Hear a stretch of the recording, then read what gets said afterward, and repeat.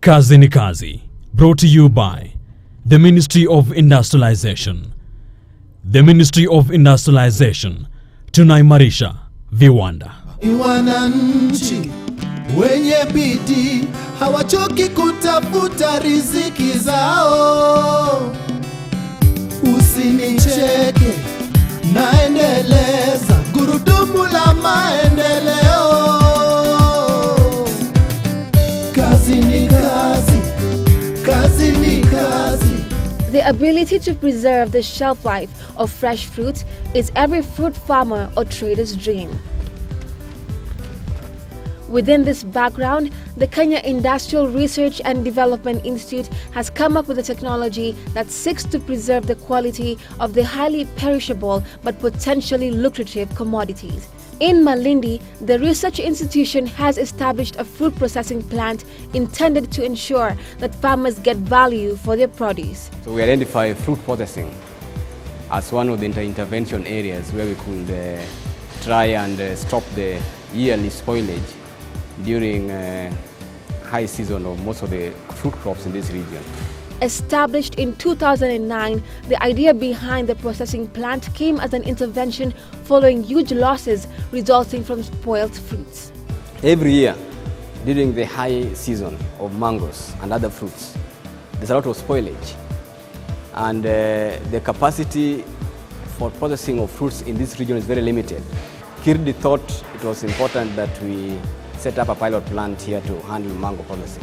Even in its pilot stage, the processing plant has a capacity to produce at least 8 tons of juice every day, with a possibility of more once it becomes fully operational. According to the center's acting director, the process, which helps retain the properties of color and taste in the mango fruit, starts right from the farm where they are picked. We get the fruits from the farmers. The fruits are sorted out so that we arrange them or we grade them in terms of their ripening.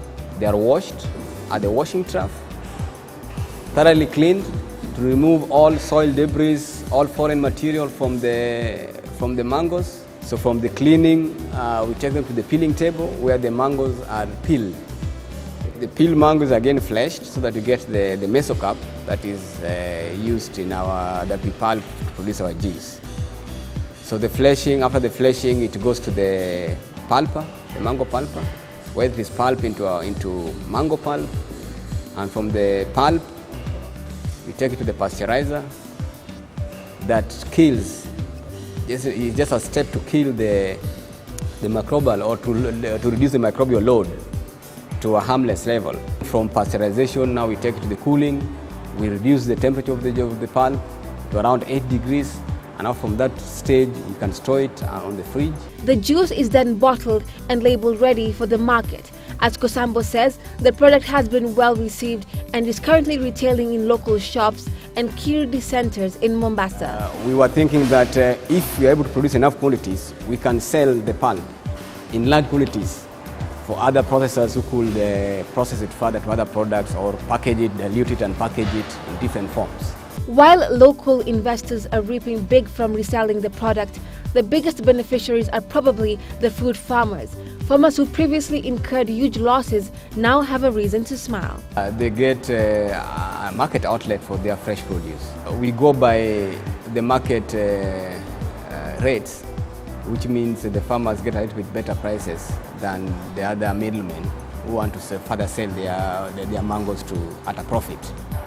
Also to the local entrepreneurs who are able to use our products or who are buying our products in bulk and selling, they are also able to earn a living out of this. With the demand for the beverage so high, the research institution is planning to upgrade the processing plant and replicate it in other parts of the country.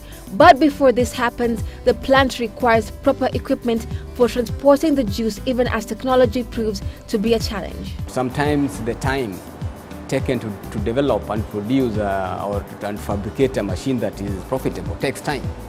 The farmers, on the other hand, they need quick intervention. We don't have a very strong safe bulk transporting system from the north coast connecting Nairobi. We must use the road. So we need refrigerated trucks. Nevertheless, Kosambo and his team is optimistic that the future is bright. To achieve their dream, the research institution is transferring this technology to farmers, entrepreneurs and machine fabricators across the country. Training is part of is a component of our project so that they can make this equipment and service them and to repair them locally instead of transporting them back to Nairobi or to areas like far off areas where we have component workshops. And as the country works towards achieving the Vision 2030 dream, Kosambo says more funding is needed to undertake appropriate research if the development plan is to be realized. So if we want to develop the nation and to industrialize the nation and to achieve Vision 2030, I think there should be a significant increase in the investment and in the government allocation, physical allocation to this industry.